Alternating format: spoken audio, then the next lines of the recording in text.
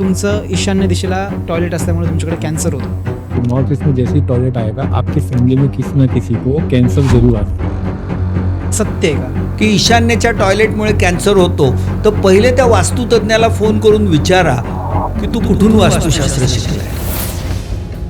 झोपडीत राहून सुद्धा देवघर कुठेतरी छताला घराला टांगलेलं आहे, अशा कंडिशनमध्ये असताना सुद्धा ती व्यक्ती सक्सेसफुल होती. मग इथं वास्तुशास्त्राचा नियम लागू होत नाही का? देवघर कसं असायला पाहिजे, कुठं असायला पाहिजे, थोडक्यात सांगू शकता की कसं आणि कुठं असायला पाहिजे? देवघर हा विषय माझा खूप जिव्हाळ्याचा आहे. तुम्ही सांगितलं तर मी 5 तास बोलेन. पण विदेशात वास्तुशास्त्राचा काहीच लवलेश नाही, तरी सुद्धा तिथले लोक प्रगत आहेत. असं का? दक्षिणेला काहीच नको, म्हणजे खिडकी नको, दरवाजाही नको, हे कितपत योग्य आहे? अशा कोणत्या 5 गोष्टी सर की ज्या वास्तुशास्त्रानुसार घरात नसायला पाहिजे? अनावश्यक सामान, कचरा. बहुतांश काही घरात ना मृत व्यक्तींचे फोटो टाकले असतात किंवा पूर्वजांचे फोटो टाकले असतात. मग ते योग्य आहे, काय योग्य? पिरॅमिडसारख्या गोष्टी वापरून वास्तुदोष दूर होतो. तर म्हणजे फक्त राहत्या घरासाठीच असतं असं खूप जणांना वाटतं. परंतु प्लॉट घेण्याआधी किंवा एखादा बिझनेस जसं चालू आहे त्याच्यामध्ये अडचणी असतील तर, किंवा एखादा बिझनेस बंद पडला आहे किंवा एखाद्याला बिझनेस सुरू करायचा आहे, यासाठी सुद्धा वास्तुशास्त्र काम करतं.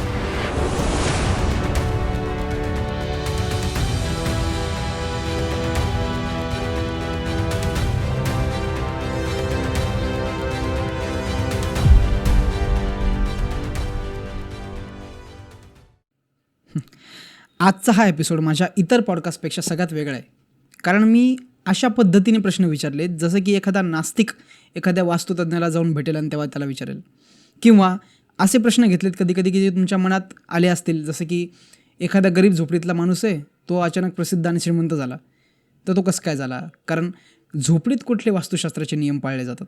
किंवा वास्तुशास्त्र हे केवळ भीती दाखवून पैसे कमवण्याचा व्यवसाय झाला आहे का? किंवा विदेशात तर आपण वास्तुशास्त्राचा लवलेश नाही, तर मग तिथले लोक का प्रगत आहेत आपल्यापेक्षा? आणि मग हळूहळू असे पण प्रश्न विचारलेत की जसे तुमच्या मनातले असतील देखील, की घरात कुठल्या गोष्टी नसाव्यात, देवघर कसं असावं, मृतकांचे फोटो वगैरे वगैरे असे प्रश्न. किंवा स्पेशली ना काही काही पॉडकास्टमध्ये जे व्हायरल झाले होते, जसं की नॉर्थ ईस्टमध्ये तुमचं टॉयलेट असेल तर तुम्हाला कॅन्सर होईल, असे भीती घालणारे प्रश्नसुद्धा आम्ही ह्या पॉडकास्टमध्ये घेतले आणि त्याचं मागचं सत्यसुद्धा उलगडण्याचा प्रयत्न केला आहे. आणि अर्थातच हे प्रश्न त्यांना विचारावे लागतील जे या क्षेत्रातले सर्वात जास्त अनुभवी असतील आणि प्रसिद्धही असतील. म्हणून ह्या पॉडकास्टसाठी मी विशेष आमंत्रित केलं आहे अशा गेस्टला ज्यांनी वास्तुशास्त्राला 7 समुद्र पार नेले, देश विदेशात ज्यांचे वेबिनार होतात, जवळपास 30 वर्षांपेक्षा जास्त अनुभव असलेले डॉक्टर रविराज अहिरराव यांना. हा पॉडकास्ट शेवटपर्यंत बघा आणि त्यानंतर मी खात्री देतो की घराकडे, वास्तूकडे तुमचा बघण्याचा दृष्टिकोन कायमचा बदलून जाईल आणि कदाचित दुसऱ्यांच्या घरात सुद्धा काय चुकीच्या गोष्टी आहेत ना, हे सुद्धा तुम्हाला कळायला लागेल.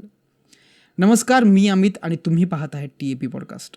वळूया पॉडकास्टकडे.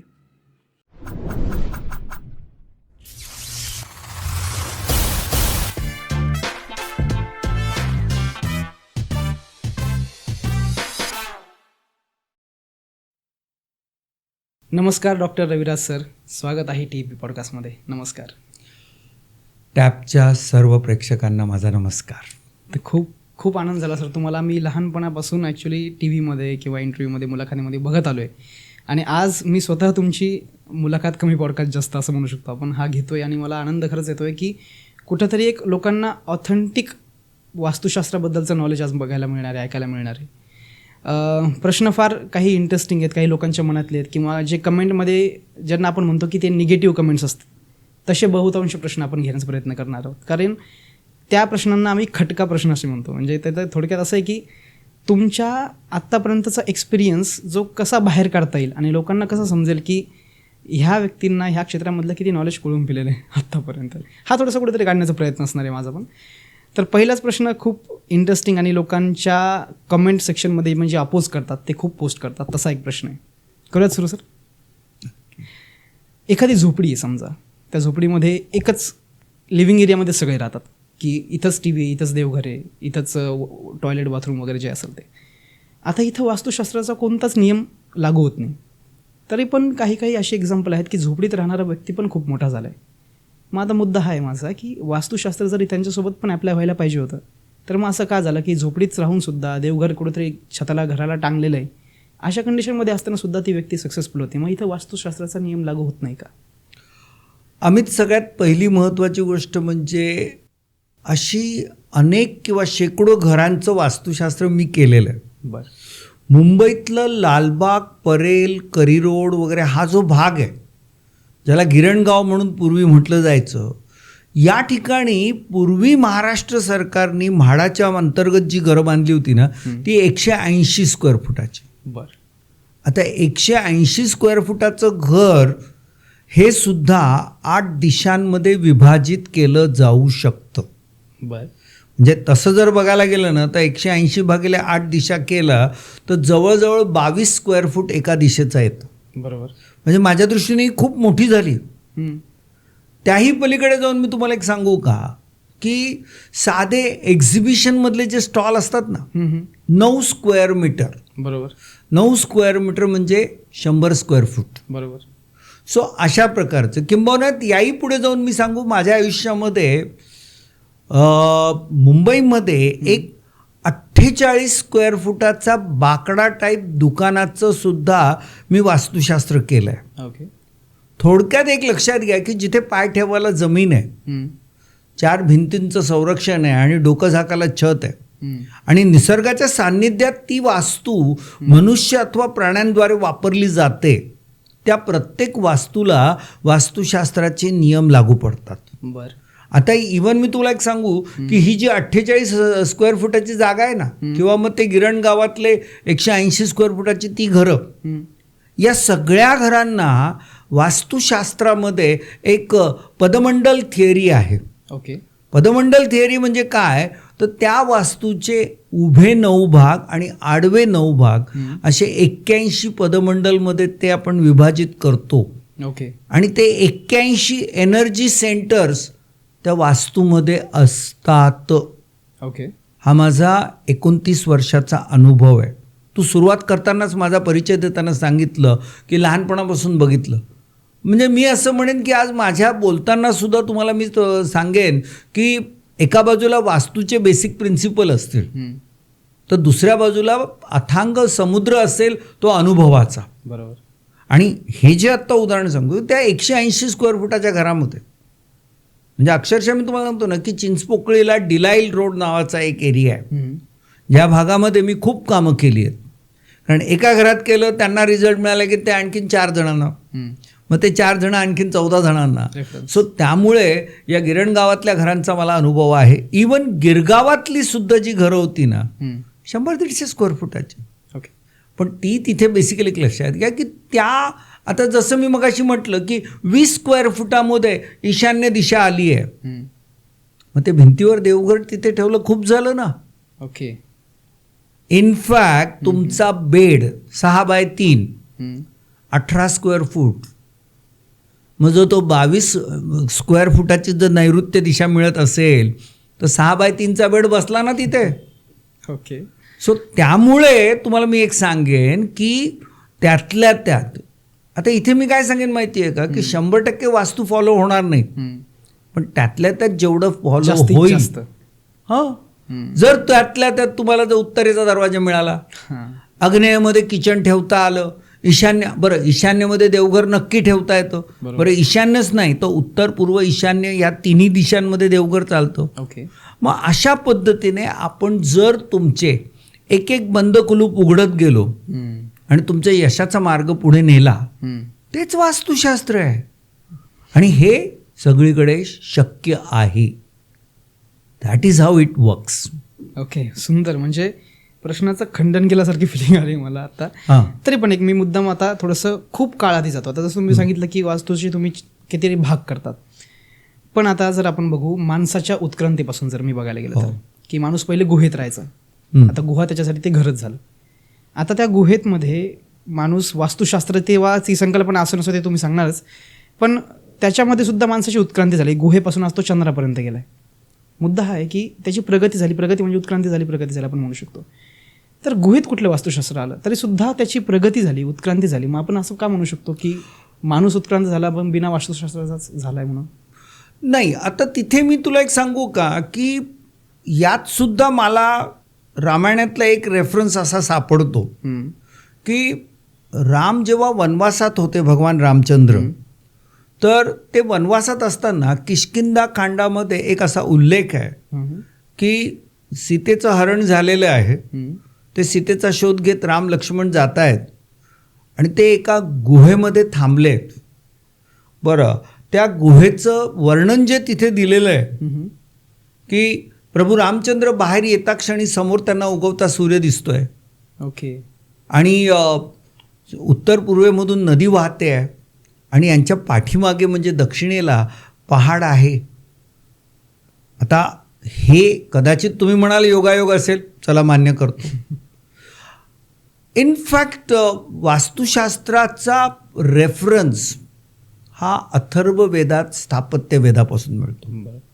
आता वेद कालातीत आहे, त्यामुळे मनुष्याला वेदांपासून वास्तुशास्त्राचं ज्ञान मिळालेलं आहे. कदाचित त्या गुहेमध्ये सकाळची सूर्यकिरणं येत नसतील, कदाचित, पण तरीसुद्धा एक सांगू का, की गुहेतलं वातावरणसुद्धा प्रसन्न होतं, गुहेतलं वातावरणसुद्धा पवित्र होतं. मग त्याच्या मनाला ती पवित्रता, ती प्रसन्नता, त्याची म्हणजे जी कार्यक्षमता वाढवण्यात त्याला मदत करते. एका बाजूला निसर्ग शक्तीचे म्हणजे थोडक्यात तिथे अग्नितत्व पण होतं, वायुतत्व पण होतं. कदाचित मी मगाशी म्हटलं उगवत्या सूर्याचे किरण नसतील येत, पण बाकीची पंचमहाभूतं तिथे आहेत. आणि पंचमहाभूतांचा प्रभाव म्हणजे निसर्ग शक्तीचा आविष्कार वापरून मनुष्य जीवन समृद्ध करणं म्हणजे वास्तुशास्त्र. वा.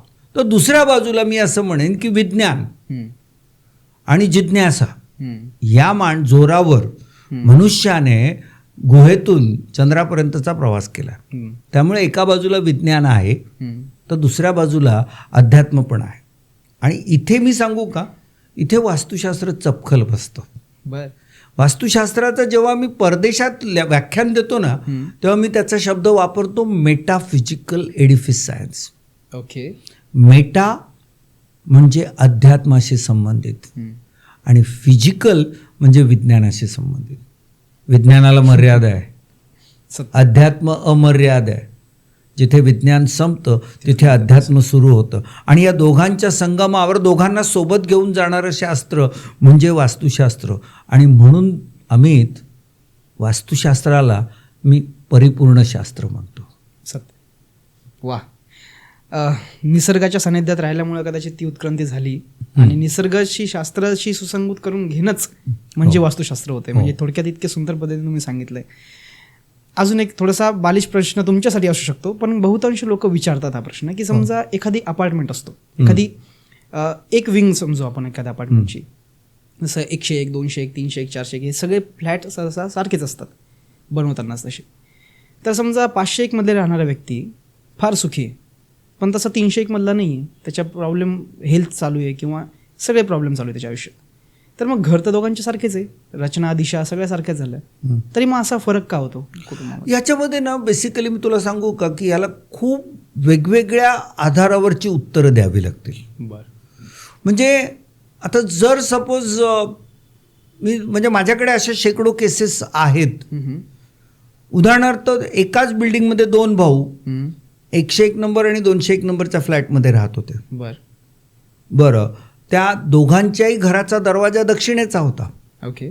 पण त्यातला एक भाऊ जो होता ना, तो एका कॉस्मेटिक्सच्या म्हणजे नामांकित ब्रँडच्या कॉस्मेटिक कंपनीमध्ये कामाला होता. ओके. सेल्स आणि मार्केटिंगला. त्याची प्रचंड प्रगती झाली.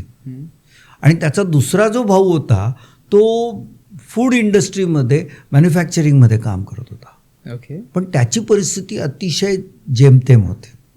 दोन्ही सेम घरं, दोघं भाऊ. बरं, दोघं एकाच परिवारातून मोठे झालेले, शिक्षण वगैरे सगळं गोष्ट. आता तो दक्षिणेचा दरवाजा होता आणि कॉस्मेटिकची कंपनी. दक्षिणेचा दरवाजा हा स्त्रियांशी संबंधित किंवा लक्झरी आयटमना फायदेशीर असतो. त्यामुळे तो कॉस्मेटिकच्या कंपनीत काम करणाऱ्या माणसाची प्रगती झाली. आणि food industry is a essential part, त्यामुळे तिथे झाली नाही. हा एक भाग. दुसरी गोष्ट, वास्तुशास्त्र हे एकमेव शास्त्र नाही आहे की ज्याच्यामुळे तुमची प्रगती निर्धारित होते. This is one of the factor. Okay. असं मानवी जीवनात तसे अनेक फॅक्टर आहे. आणि मी नेहमी सांगतो की वास्तुशास्त्र हे कॉम्प्लिमेंटरी सायन्स आहे, डेस्टिनी मेकर नाही आहे. ओके. आपल्या जीवनावर जर प्रकर्षाने बघायचं झालं ना तर 3 गोष्टींचा प्रभाव आहे. प्रारब्ध, कर्म आणि वास्तू. आता विचार करा, प्रारब्ध आणि कर्माबद्दल ना मी एक वेगळं उदाहरण देतो. बरं.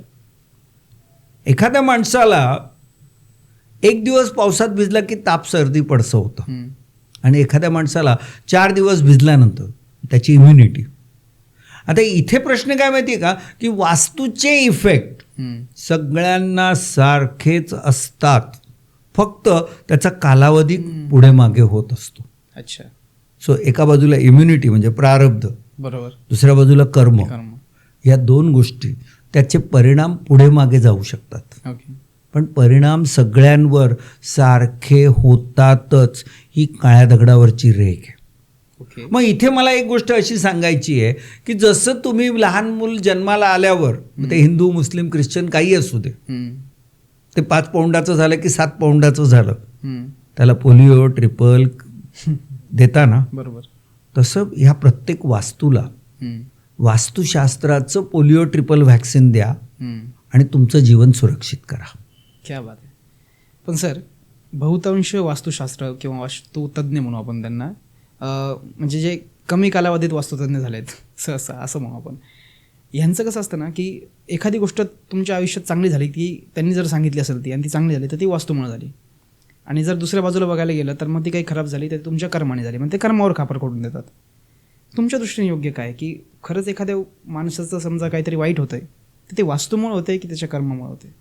हे बघ, मी मगाशीच सांगितलं, प्रारब्ध, कर्म आणि वास्तू, मग या 3 कर्मावर गोष्टी का खापर पडतात सगळे? जर वास्तूचा सल्ला कर्मावर बेसिकली कसं आहे माहिती का, एक सिंपल गोष्ट लक्षात घ्या की आता तुम्ही एखाद्या गोष्टीवर बेसिकली की हा तवा गरम आहे, तू याला हात लावू नको, हे जर आई जेव्हा लहान बाळाला सांगते, पण नको करू म्हटल्यानंतर ते जेव्हा करायला गेला तर चटका बसेल ना.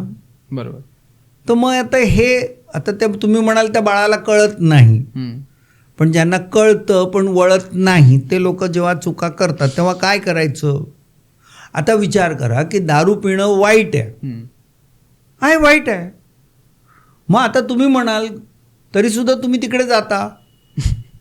मग इथे तुम्ही तुमची सत्सद विवेक बुद्धी गहाण ठेवता, आणि मग तुम्ही जेव्हा वास्तूकडे बोट दाखवता तेव्हा ही 3 बोटं तुमच्याकडे आहेत याचं का तुम्ही विचारता? आणि तिसरी गोष्ट काय माहिती आहे का, की एखादा टीकाकार असतो ना, त्याला ना प्रत्येक गोष्टीत शल्य शोधायची गरज, म्हणजे त्याच्याशिवाय त्याचं जेवण हजम होऊ शकत नाही अशी त्याची जीवनशैली असते. त्यामुळे तो फक्त बघणार की कुठे काय कोणाला नावं ठेवता येतील. सो त्या पद्धतीने बेसिकली. पण एक लक्षात घ्या की मानवी जीवनावर प्रभाव पाडणाऱ्या अनेक गोष्टी आहेत. पिरामिड आहे, यंत्र आहे, मंत्र आहे, रत्न आहे, वास्तू आहे, ज्योतिष आहे, थेंबे थेंबे तळे साचे, या सगळ्या गोष्टींचा वापर करून तुम्ही तुमचं जीवन समृद्ध करा. ओके. तुमचे रिसोर्सेस चांगल्या प्रकारे वापरून तुमची प्रगती हासिल करा, प्राप्त करा. That is the purpose and meaning of Vastushastra. Okay. I hope that is clear. Too much clear sir. पण Sure. म्हणजे थोडक्यात मी तुम्हाला सांगतो त्याचं ब्रीफचं तुमचं एक स्टेटमेंट, की सिगरेटच्या पॅकेटवर जसं लिहिलं असतं, माहीत असतं की यांनी कॅन्सर होणार आहे, तरी सुद्धा लोक पितात. हो. तसंच तुमचं ते कर्म आहे ते तुम्ही करून घेता, पण तुम्ही वास्तू म्हणून तो सल्ला दिलेला असतो आधीच की असं होऊ शकतं. हो. तुम्ही आत्ता मेन्शन केलं की क्रिस्टल्स, पिरॅमिड्स वगैरे. मला थोडंसं एक त्याच्याबद्दल पण विचारायचं होतं की बहुतांश वास्तुतज्ञांना हे गोष्टी रिकमेंड करतात उपाय म्हणून. काही मी असे पण वास्तुतज्ञ बघितलेत की कुठलाच उपाय नसतो असे क्रिस्टल्स किंवा पिरॅमिड्स वापरून. तुम्ही सांगा सर की क्रिस्टल किंवा पिरॅमिडसारख्या गोष्टी वापरून वास्तुदोष दूर होतो का? 100% होतो. बरं. पहिली गोष्ट. आता तुम्हाला मी इथे एक आयुर्वेदाचं उदाहरण देईन. आयुर्वेद जेव्हा विकसित झाला तेव्हा काय झालं माहिती आहे का, की आयुर्वेदामध्ये वात पित्त कफ हे प्रकृतीचे 3 गुण. मग आता सपोज जर तुम्हाला सर्दी झाली तर तुमच्या शरीरातला कोणता गुण कमी झाला आहे, बरोबर. मग तो कसा भरून काढायचा. मग तिथे तुम्हाला सांगितलं जातं की तुळस, आलं, मिरी वगैरे यांची बारीक पावडर करा, मग ते पाण्यात उकळा, मग तो काढा. म्हणजे या पदार्थांचे गुणधर्म त्या सत्व रज तम किंवा वात पित्त कफाशी संबंधित जे कोणते गुण आवश्यक आहे ते तुम्हाला मिळवून दिले जातात. ओके. वास्तुदोष म्हणजे काय, तर निसर्गाशी तुम्ही असंतुलन निर्माण केलं आहे. सकाळची सूर्यकिरणं तुमच्या घरात आली पाहिजे, मावळत्या सूर्याची किरणं तुमच्या घरात आली नाही पाहिजे, नैऋत्य तुमची जड असली पाहिजे, पूर्व ईशान्य उत्तर हलकी आणि उताराची असली पाहिजे. ही जी काही निसर्गाशी म्हणजे आजच्या भाषेमध्ये ज्याला सस्टेनेबिलिटी म्हणतात, आपण पाहिजे तर त्याच्यावर नंतर बोलू सस्टेनेबिलिटी या विषयावर. तर या सगळ्या गोष्टींवर जेव्हा तुम्हाला बेसिकली आता हे गुण तुम्हाला मिळत नाही, बरोबर. आजच्या आधुनिक युगामध्ये बाहेर 43 डिग्री टेम्परेचर आहे, तुम्ही एसीचा शोध लावला ना, मग ते एसीचा शोध लावला तेव्हा विज्ञान. मग तुमच्या घरामध्ये जेव्हा सकाळची तुमची उत्तर पूर्व दिशा बंदिस्त आहे, सकाळची सूर्यकिरण तुमच्या घरात येत नाही. पण जर मी तिथे तुम्हाला सांगितलं की सूर्ययंत्र लावून सूर्याची जी ऊर्जा ती जी तुम्हाला मी त्या सांकेतिक गुणधर्मांच्या माध्यमातून मिळवून देतोय, त्या पर्टिक्युलर क्रिस्टल्स किंवा पिरॅमिडच्या माध्यमातून निसर्गाची ऊर्जा मी तुमच्याकडे आणून देतोय. आणि तुमच्याकडे किंवा तिसरं उदाहरण मी असं म्हणेन की तुम्हाला म्हणजे मल्टीव्हिटॅमिन डॉक्टर प्रिस्क्राईब करतो का, तर त्या व्हिटॅमिनची डेफिशियन्सी आहे म्हणून ते काम करतात. मग जर पिरॅमिड तुम्हाला पॉझिटिव्ह ऊर्जा आणून देतो, क्रिस्टल तुम्हाला ऊर्जा देतो, यंत्र तुमच्यासाठी ऊर्जा निर्माण करतो आणि तुमची जी पोकळी आहे, जी डेफिशियन्सी आहे, तो ती भरून काढतो. आणि ती भरून काढतो म्हणून तुमचे त्रास किंवा तुमचे दोष दूर होऊन तुमचा कम्फर्ट क्रिएट होतो. So these things definitely work. प्रत्येक वस्तूमध्ये म्हणजे इम्पल्सेस आहे, व्हायब्रेशन्स आहे, फ्रिक्वेन्सी आहे. आपण फक्त त्या मिळवतो आणि जिथे कमी आहेत तिथे पुरवतो. म्हणजे एक चांगला वास्तुतज्ञ त्याला दिसतं ह्या गोष्टी की ह्या वास्तूमध्ये काय काय कमी आहे आणि त्यानुसार ते रेकमेंड केलं जातं. ॲब्सोल्युटली. ओके. ओके. म्हणजे मी कधी कधी तुम्हाला सांगू का की म्हणजे ऑलवेजच मी म्हणेन की मी जेव्हा माझ्या एखाद्या वास्तूला जेव्हा रेमेडीज प्रिस्क्राईब करतो ना, तर तेव्हा मी त्याचा एक शब्द आम्ही नेहमी वापरतो, हे फक्त इसेन्शियल मेडिसिन्स आहेत तेवढेच आम्ही लिहिलेत. आणि आम्ही ऑलवेज जेवढे इसेन्शियल आहेत तेच देतो. सेमी इसेन्शियल किंवा लक्झरीमध्ये विचारच करत नाही. अनलेस अँड अनलेस शेवटी पहिल्यांदा कसं असतं ना, पेशंटला बरं करायचं, त्याचा आजार दूर करायचं, मग आपण टॉनिकचा विचार करतो. त्याच पद्धतीने इसेन्शियल मेडिसिन्स, इसेन्शियल रेमेडीज हाच वास्तू रविराजचा कॉन्सेप्ट आहे. अशा कोणत्या 5 गोष्टी सर की ज्या वास्तुशास्त्रानुसार घरात नसायला पाहिजे? सगळ्यात पहिली आणि महत्त्वाची गोष्ट म्हणजे अनावश्यक सामान, एक्सेसिव्ह सामान, कचरा, क्लटर, रद्दी मुळीच नसावी. ओके. आणि त्यातल्या त्यात खास करून उत्तर पूर्व ईशान्य दिशेमध्ये तर मुळीच नसावी. ओके. दुसरी गोष्ट की कुठल्याही खंडित भग्न झालेल्या वस्तू ज्या असतील, कुठल्याही वस्तू, गॅजेट्स, इवन बंद पडलेलं घड्याळ, इवन देवघरातल्या मूर्त्या, फोटो वगैरे सुद्धा खंडित भग्न झालेले, खराब झालेले मुळीच नसावे. ओके. तिसरी गोष्ट, घर नेहमी म्हणजे अस्ताव्यस्त नसावं, अव्यवस्थितपणा मुळीच नसावा. इनफॅक्ट एक लक्षात घ्या, प्रसन्न वातावरणात प्रसन्न मानसिकता असते. त्यामुळे जर तुमच्या घरातच अस्ताव्यस्त असेल तर लक्ष्मीला ते आवडेल का? त्यामुळे अस्ताव्यस्त, केर कचरा, पसारा बिलकुल असता कामा नये. चौथी गोष्ट एक लक्षात घ्या, रंगांचं संतुलन. म्हणजे नको त्या दिशेत नको त्या रंगाचे पडदे किंवा बेडशीट, सोफा कवर वगैरे असं रंगांचं असंतुलन नसलं पाहिजे. ओके. घरातल्या प्रमुखाने नैऋत्य दिशेतच झोपलं पाहिजे.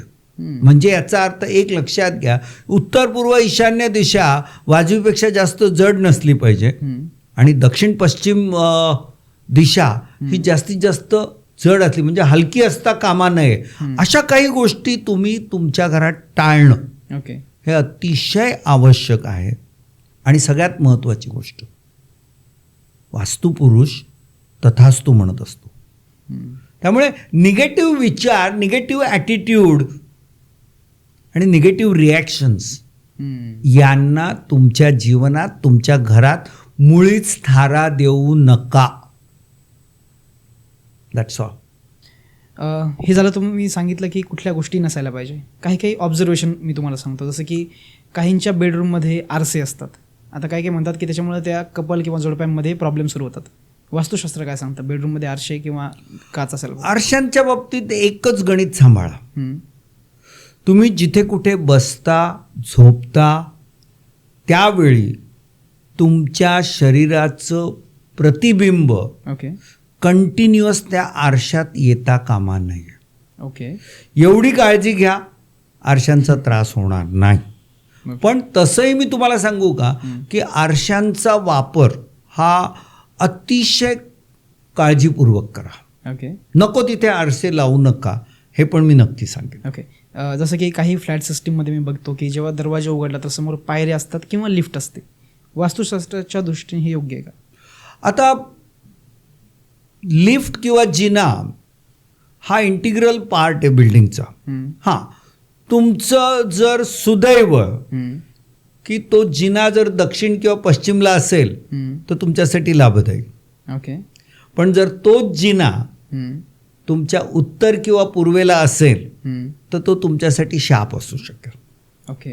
त्यामुळे तुमच्या घराचा दरवाजा कोणत्या दिशेत आहे हे तुम्हाला, आणि बरं, जिना आणि लिफ्ट हे तुम्हाला निवडायची गरज नाही आहे, कारण ते असणारच आहे. बरोबर. त्यापेक्षा तुम्ही तुमच्या घराचा दरवाजा नीट निवडा, जेणेकरून त्याचे तुम्हाला फायदे मिळतील, नुकसान करता येणार नाही. ओके.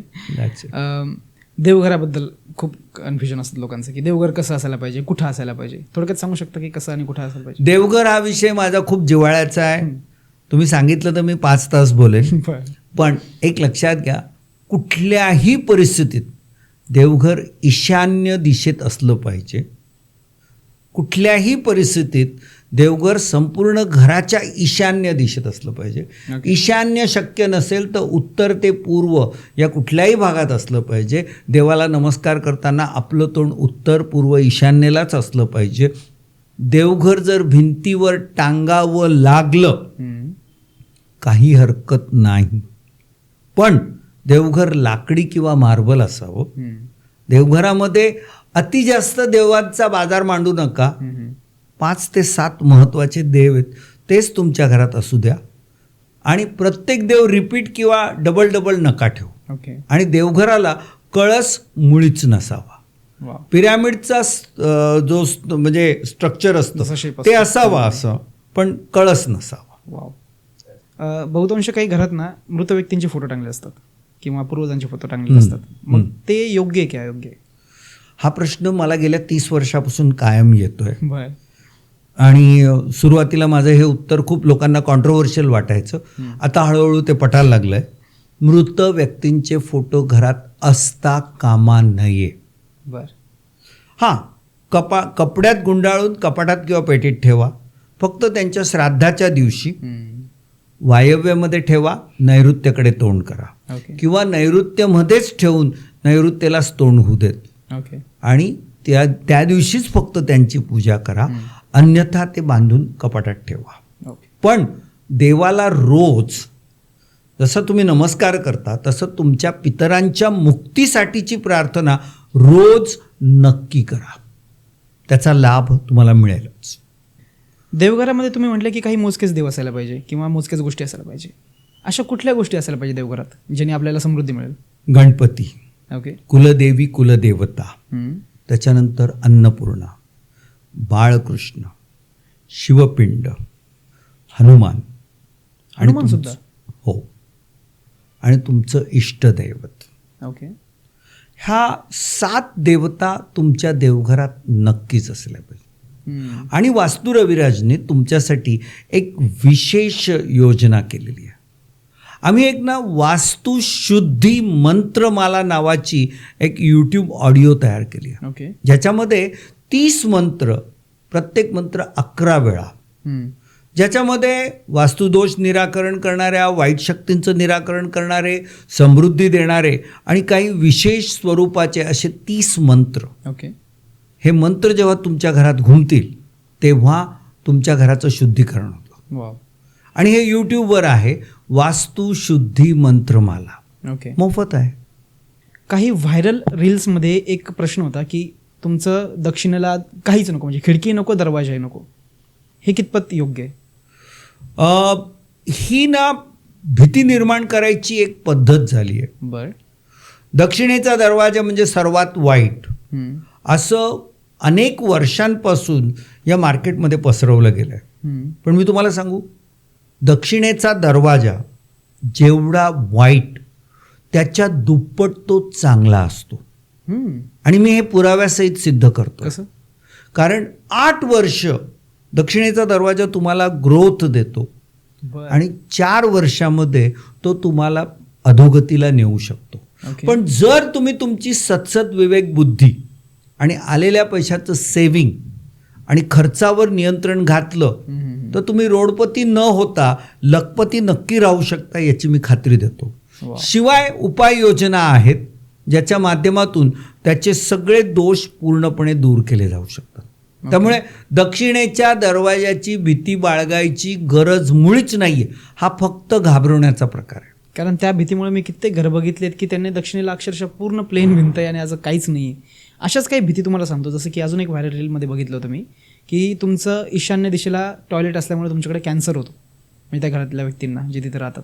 आता ह्या भीतीमुळे खूप जण ॲक्च्युली म्हणजे म्हणतात की आमचं ते घरच नको, तसं बांधायलाच नको, आणि ही भीती त्यांच्या मनामध्ये ठाम भरलेली. ही भीती तुम्ही कशी काढता, किंवा हे सत्य आहे का? हे एक अत्यंत वाईट पद्धत आज मार्केटमध्ये गेल्या 7-8 वर्षापासून उत्तर भारतातल्या काही वास्तुतज्ञांनी आणली आहे. बरं. इनफॅक्ट मी तर लोकांना सांगेन की ज्यावेळी तुम्ही असं ऐकाल ना की ईशान्येच्या टॉयलेटमुळे कॅन्सर होतो, तर पहिले त्या वास्तुतज्ञाला फोन करून विचारा की तू कुठून वास्तुशास्त्र शिकलाय. आणि त्याचा सोर्स जर उत्तर भारतातला असेल ना तर ती भंपकगिरी आहे, हे take it for granted. Okay. ईशान्येच्या टॉयलेटमुळे काही किरकोळ आजार येऊ शकतात पण कॅन्सर नाही. आणि हजारात एखादा आला तर तो योगायोग असतो. ओके. तो ईशान्येच्या टॉयलेटमुळे मुळीच नाही. माझ्याकडे हजारो केसेस आहेत. माझी स्वतःची एक वास्तू आहे, 23 वर्षापासून माझ्याकडे आहे. त्या वास्तूमध्ये मी स्वतः 12 वर्ष राहिलो आहे. माझ्या दुसऱ्या ऑफिसमध्ये 12 वर्षापासून ते आहे. मी तिथे काम करतोय. माझ्याकडे 75 एम्प्लॉई काम करताय. कोणालाही काही झालेलं नाही आहे. ईशान्येचा टॉयलेट म्हणजे कॅन्सर हे फक्त तुम्हाला भीती दाखवून तुमच्याकडून पैसे उकळण्याचा धंदा आहे. त्यापासून सावधान. That's all. पण ज्यांचं आत्ता ईशान्य दिशेला टॉयलेट वगैरे आहे तर त्यांनी काय उपाय करायला पाहिजे? त्यांनी काहीही चिंता करायची गरज नाही आहे. कारण वास्तुशास्त्रामध्ये आणि खास करून वास्तू रविराजकडे प्रत्येक वास्तुदोषासाठी अतिशय इफेक्टिव्ह उपाययोजना आहे. त्यामुळे त्यांनी निश्चिंत व्हावं. काही पोलिओ ट्रिपलसारख्या काही प्रिकॉशनरी ट्रीटमेंट करून घ्याव्या आणि आपली चिंता पूर्णपणे डिलीट करावी. ओके. That's all. ओके. विदेशात वास्तुशास्त्राचा काहीच लवलेश नाही तरी सुद्धा तिथले लोक प्रगत आहेत, असं का? मुळात तुमचा प्रश्नच चुकला आहे. याचं कारण मी तुम्हाला सांगतो की भारतामध्ये ज्याला आपण वास्तुशास्त्र म्हणतो, चीनमध्ये ज्याला फेंगशुई म्हटलं जातं. ओके. आज फेंगशुई आणि वास्तुशास्त्र ह्या दोन्हीही संकल्पना संपूर्ण जगामध्ये अतिशय पॉप्युलर आहे. ओके. फेंगशुई तर फारच पुढे आहे आपल्या. हे दुर्दैव आहे पण आपल्या पुढे आहे. आपण त्यांच्या तुलनेमध्ये 100 नंबरी 52 कशी 24 कॅरेटचं सोनं आहोत. पण कुठेतरी आपण स्वतः त्याला प्रमोट करण्यात कमी पडलो आहे. दुसरीकडे मी तुम्हाला असं म्हणेन की विदेशामध्ये खास करून पाश्चिमात्य देशांमध्ये इकोसिस्टम किंवा इकॉलॉजिकल बॅलन्स या गोष्टींना अतिशय महत्त्व दिलं गेलेलं आहे. याही पलीकडे जाऊन मी तुम्हाला सांगेन की मी आत्ता रिसेंटली एक जगातला क्रमांक 2चा आर्किटेक्ट आहे. SOM नावाचा आर्किटेक्ट आहे. ओके. ते आणि मी एका प्रोजेक्टवर काम करत होतो एका भारतातल्या मोठ्या उद्योगपतीसाठी. तर त्या प्रोजेक्टवर आम्ही दोघांचं, म्हणजे माझं सेकंड लास्ट प्रेझेंटेशन होतं, त्याचं लास्ट प्रेझेंटेशन होतं. माझं प्रेझेंटेशन झाल्यानंतर त्याचं प्रेझेंटेशन आलं. ओके. अमेरिकेतल्या न्यूयॉर्कमध्ये काम करणारा हा आर्किटेक्ट, म्हणजे मुंबई इंटरनॅशनल एअरपोर्टचं डिझाईन ज्याने बनवलं तो SOM, ओके. तो हा आर्किटेक्ट, तो सस्टेनेबिलिटीवर प्रचंड काही बोलला. आणि त्याच्या अगोदर मी वास्तुशास्त्रावर बोललो. वास्तुशास्त्र हे दुसरं तिसरं काही नसून सस्टेनेबिलिटी आहे. आणि त्याने हे त्याच्या प्रेझेंटेशनमध्ये मान्य केलं. What doctor Raviraj has said, I fully agree with him that sustainability is nothing but the other side of vastushastra. म्हणजे मित्रा, एक लक्षात घ्या की energy audit, sustainability, sick building syndrome, building biology अशा नावाची अनेक शास्त्र परदेशात प्रसिद्ध आहे आणि ते प्रचलित आहे. त्यामुळे परदेशात वास्तुशास्त्र नाही. उलट मी तुम्हाला एक सांगू इच्छितो की या निमित्ताने भारतीय वास्तुशास्त्राला तिथे प्रचंड स्कोप आहे. वा. आपण त्यांच्यापेक्षा खूप सुपेरियर आहोत. त्यामुळे आपण तिथे गेलं पाहिजे आणि आपला कॉन्सेप्ट मांडला पाहिजे. आणि आपण कारण वास्तुशास्त्र आहे ना, हे अखिल मानवजातीसाठी आहे. करेक्ट. सो ते संपूर्ण जगात आहे. हे फक्त भारतासाठी नाही आहे किंवा संपूर्ण जगात आहे. रेल्वे स्टेशनवर जसे पुस्तके मिळतात ना सर, की 30 दिवसात इंग्रजी शिका वगैरे असं काहीतरी, इतके झटपट शिका म्हणून, असे झटपटमध्ये वास्तूचे पण काही कोर्सेस बघितलेत मी. जसं की 2 दिवसात तुम्ही वास्तुतज्ञ बनू शकता वगैरे असं तसं. तर मला कुठे ना कुठेतरी डाऊट आला की 2 दिवसात वास्तुतज्ञ बनता येतं का, आणि जर बनलं तर ते कशा लेवलचं बनू शकतं. सर मग तुम्ही ह्या सगळ्याकडे कसं बघता, 2 दिवसात वास्तुतज्ञ बनावं? सगळ्यात महत्त्वाची गोष्ट अशी आहे, 2 दिवसात वास्तुशास्त्र शिकणं अशक्य. जो विषय 2500 ग्रंथांमध्ये चर्चेला गेला आहे तो 2 दिवसाच्या 12 तासात शक्य आहे का? 12 तासात वास्तुशास्त्राचा पण समजणार नाही. पण आता बेसिकली काय झालं आहे ना, की सोशल मीडिया, डिजिटल मार्केटिंगमध्ये आजकाल या कोर्सेसचं पेव फुटलं आहे. आणि लोकांना पण ना झटपट काहीतरी हवं असतं. आणि अशी ते भुरळ घालणारे अनेक लोक आज मार्केटमध्ये आले आहेत. पण ज्यांनी केलं आहे त्यांच्या पदरी अपयशच आलेलं आहे. आमचा बेसिक कोर्स हा 150 तासाचा आहे. ओके. आणि त्याच्या व्यतिरिक्त ॲडव्हान्स लेवल 1 आणि लेवल 2, आणि त्याही पलीकडे तुम्हाला सांगू, आमच्याकडे अजूनही ॲडव्हान्स लेवल 3, 4, 5 आणण्याची क्षमता आहे. म्हणजे तुम्ही पूर्ण तो कोर्स काय म्हणतात, जितका आवश्यकता असतो त्यापेक्षा शेकडो तासांचं एज्युकेशन सिस्टीम आम्ही आज आणू शकतोय. इनफॅक्ट IIT खरगपूरने जो कोर्स आणला आहे तो पण असा प्रदीर्घ कालावधीचा आहे. आता IIT खरगपूर जर आणतं तर मग माझी तमाम सर्व लोकांना माझी विनंती आहे की या अशा आता तर 2 तासाचे वेबिनार पण आलेत. त्यामुळे या सगळ्या गोष्टींपासून सावधान. That's all. वास्तुशास्त्र म्हणजे फक्त राहत्या घरासाठीच असतं असं खूप जणांना वाटतं. परंतु प्लॉट घेण्याआधी किंवा एखादा बिझनेस जसा चालू आहे त्याच्यामध्ये अडचणी असतील तर, किंवा एखादा बिझनेस बंद पडला आहे किंवा एखाद्याला बिझनेस सुरू करायचा आहे, ह्यासाठी सुद्धा वास्तुशास्त्र काम करतं का? नक्की करतं. ओके. किंबहुना मी अभिमानाने सांगेल की भारतातल्या टॉप 20 उद्योजकांपैकी 18 उद्योजकांबरोबर आम्ही सातत्याने काम करतोय. ओके. नंबर 1. नंबर 2, मी असं म्हणेन की कोविडनंतर आमच्या वास्तू रविराज या संस्थेमध्येच कॉर्पोरेट, इंडस्ट्रीयल, रिअल इस्टेट या सेगमेंटमध्ये पूर्वी आमच्याकडे आमच्या टोटल व्यवसायाच्या 15% कॉन्ट्रीब्युशन कोविडच्या आधी आम्हाला या क्षेत्रातून यायचं. पण कोविडनंतर आज आमचं कॉर्पोरेट इंडस्ट्रीज आणि रिअल इस्टेटमधलं आमच्या व्यवसायात आम्हाला मिळणारं कॉन्ट्रीब्युशन हे 50% जास्त झालं आहे. आणि खास करून मी तुम्हाला सांगतो की आज एक तर पहिली गोष्ट कोविडनंतर भारताला संपूर्ण जागतिक पातळीवर औद्योगिक आणि व्यावसायिक अनेक दरवाजे दालनं उघडलेली आहे. प्रत्येक बिझनेसमन खूप जोरदार प्रगती करतोय, मुसंडी मारतोय. आणि मला तुम्हाला सांगायला आवडेल की आम्ही रिअल इस्टेटमध्ये आज जगातल्या 12 नामांकित आर्किटेक्ट बरोबर आम्ही काम करतोय रिअल इस्टेट प्रोजेक्ट्स डिझाईनमध्ये. बरोबर. आज भारतातला कुठलाही वास्तुतज्ञ अशा प्रकारचं काम करू शकत नाही. अनेक मोठमोठ्या इंडस्ट्रीज म्हणजे अक्षरशः 300 एकरवर पसरलेला सिमेंट प्लांट, एक नाही दोन नाही, अनेक सिमेंट प्लांट्स. इव्हन आत्ता आमच्याकडे एक हायड्रो पॉवर जनरेशन प्लांटचं वास्तुशास्त्र आमच्याकडे आलं आहे. वाव. रोडचं वास्तुशास्त्र आम्ही करतोय.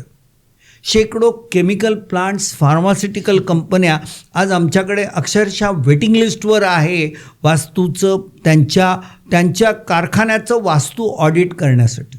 इनफॅक्ट वास्तुशास्त्रामध्ये एवढी डेप्थ आहे की तुमच्या प्लांटचं मी परीक्षण केल्यानंतर तुमचा प्लांट 40% कॅपॅसिटीवर चालला आहे की 65% कॅपॅसिटी युटिलायझेशनवर काम करतोय हे आम्ही सांगू शकतो. क्या बात. याच्या व्यतिरिक्त एक आणखीन वेगळा NPA कंट्रोल करणं. ओके. दिवाळखोरीत गेलेल्या कंपन्यांना दिवाळखोरीतून बाहेर काढणं वास्तुशास्त्राच्या माध्यमातून. याचे किमान 800 ते 1000 उद्योजकांना आम्ही अशा संकटातून बाहेर काढलेलं आहे. आणि एक आणखीन महत्त्वाच्या क्षेत्रामध्ये आम्ही काम करतोय ते म्हणजे आम्ही ठिकठिकाणी अनेक शाळांमध्ये 8वी 9वी 10वीचे विद्यार्थी, शिक्षक आणि खास करून त्यांचे पालक यांच्यासाठी मी एक प्रबोधन वर्ग घेतो. बर. म्हणजे पालकांमधला अशांतता, असंतोष, पालकांकडून मुलांबद्दलच्या अति जास्त अपेक्षा किंवा आपल्या अपेक्षांचं ओझं मुलांवर लादणं आणि याही पलीकडे जाऊन मुलांचा व्रात्यपणा किंवा पालकांना टेकन फॉर ग्रँटेड किंवा राईडला घेणं म्हणजे खूपच त्रास देणं, हेकेखोरपणे वागणं आणि या सगळ्या गोष्टींचं शेवटी शिक्षकांना भोगावं लागणं. करेक्ट. आणि शाळेचं वास्तुशास्त्र अशा गोष्टी त्या माझ्या सेमिनारमध्ये आम्ही घेत असतो. सो NPA घ्या, प्रोडक्शन घ्या, रिअल इस्टेट घ्या, एज्युकेशन घ्या, कुठल्याही क्षेत्रामध्ये तुम्ही सांगा मला, तिथे वास्तुशास्त्र लागू पडतं. आणि सुदैवाने बिझनेस जगतामध्ये वास्तुशास्त्राची प्रचंड गरज आहे आणि मागणी पण वाढते.